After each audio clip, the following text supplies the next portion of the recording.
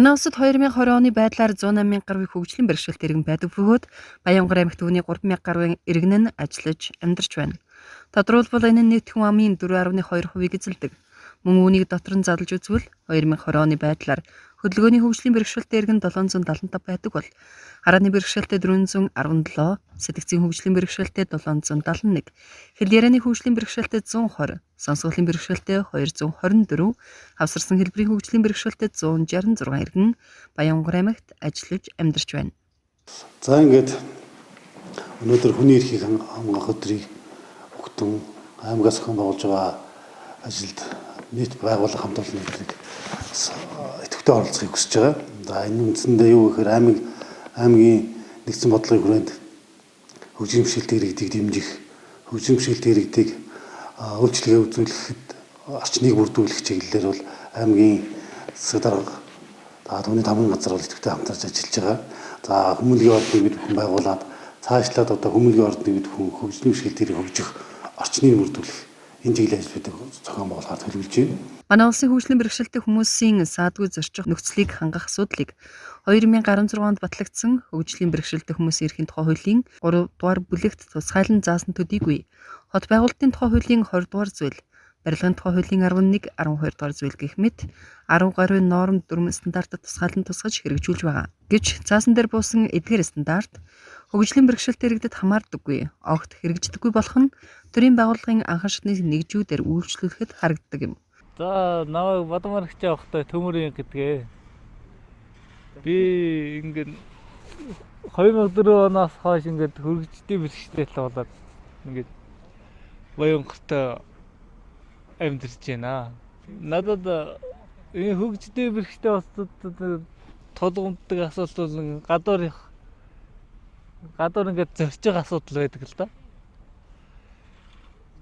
Тэгээд одоо ингээд хөгжлийн бэрхшээлтэй улсууд тусгаалan ингээд автобус унаа ингээд явуулж өгмөр байгаамаа.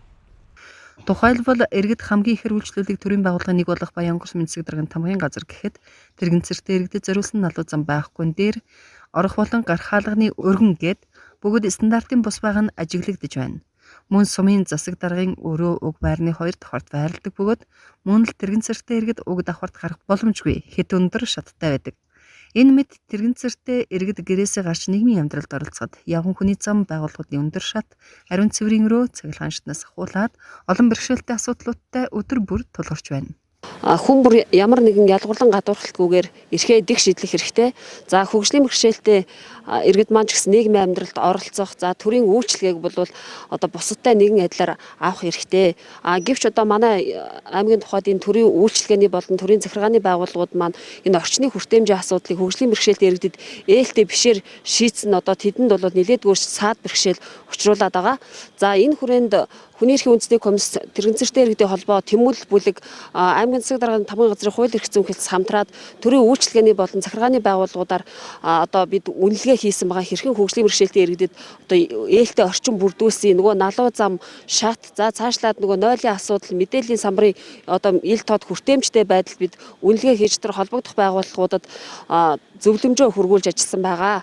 Бид олон улсын хөгжлийн бэрхшээлтэй иргэдийн өдөр зориулан бэлтгэсэн энэхүү нэвтрүүлгээрээ данганц сар бүхнээс илүү сайн зүйлийг бас үзүүлэхээр зорилоо. Тодорхойлбол хөгжлийн бэрхшээлтэй гэдэг үгээр өөрсдийг нийгмийн амьдралаас тусгаарлаж байгаа иргэдэд ээлтэй хүртээмжтэй орчныг бий болгож байгаа байгууллагын нэг нь Төрийн банкны Баянгар аймаг дахь салбар юм.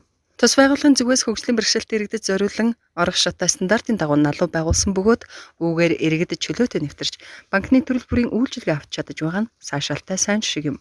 Үнэхээр өнөөдрийн бас бидний зөвлөмжийн дагуу хамгийн түрүүнд бас энэ бидний зөвлөмжийг одоо эргээр хүлээж авч бас хийж хэрэгжүүлж байгаа Төрийн банкныхаа хамт олон баярлж байна. Тэгээд энэ өнөөдөр энэ налуу зам Төрийн банкад хийгдэг байсан. Бид нэр нэлээд хэдэн жил бас Төрийн банкыг танаагаар ингээд хөгжлөмжөд иргэд үйлчлүүлдэг энийг засаж анзлаач гэсэн нэлээд зөвлөмжүүдийг бас хургуулж ясны үүднээс одоо энэ зөвлөмжийг маань хэрэгжүүлж Төрийн банк ингээд налуу замаа ингээд энэ дээр бас ингээд айгүй эргээр шийдэж өгсөн байна. Тэнцэнэ тэр зогсоол дээр ингээд уцаалуулагч энтер хийгээд айгүй гоё хөтөмжтэй маягаар ингээд хийсэн маш их талархлаа. Тиймээс манай аймгийн бусад байгууллагч гэсэн хамгийн энгийн асуудал болох цаасан дээр хараар бичигдсэн энэ ажлыг ажил хэрэг болгон орох гарах шатаа Төрийн банкны адил стандартад нийцсэн налуу болгон засаж хөгжлийн бэрхшээлтэй иргэдийг альва үйлчлэгээг саадгүй төрмөн шурхаа авахт нь хүндэтгэлтэй хандахыг уриалж байна. Хөгжим шилдэг иргэдийн хүртээмж зочныг бий болгосноор бол